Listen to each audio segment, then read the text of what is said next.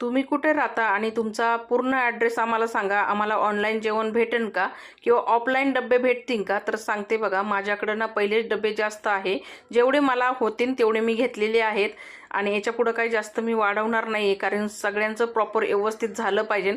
मला घरी पण जेवण बनावं लागतं घरच्यांसाठी. तर हे होतं तुमचं कमेंटचं उत्तर. आणि ऑनलाईन काय मी डबे देत नाही आहे. तर डब्यांसाठी बनवूया मस्त अशी मटर पनीरची भाजी. तर पनीर फ्राय करून घेतलं. त्याच तेलामध्ये मी कांदा, टमाटर, लसूण, अद्रक, कोथिंबीर चांगली परतून घेतली आणि त्याचं वाटण तयार करून घेतलं. कढईमध्ये तेल गरम करून त्याच्यामध्ये तमालपत्र वाटलेलं टाकलं, परतून घेतलं. घरगुती मसाला, लाल काश्मीरी मिरची पावडर, धना पावडर, गरम मसाला, हळद, मटर पनीर मसाला टाकला आणि परतून घेतल्यानंतर त्यामध्ये फ्रोझन मटर आणि फ्राय केलेलं पनीर टाकलं, परतून घेतलं आणि गरम पाणी टाकलं, जेवढी ग्रेव्ही हवी आहे तेवढं. आणि मटर पनीर चांगलं शिजून घेतलं. चवीनुसार मीठ टाकलं, कोथिंबीर टाकली. तयार झाली मस्त अशी मटर पनीरची ग्रेव्ही.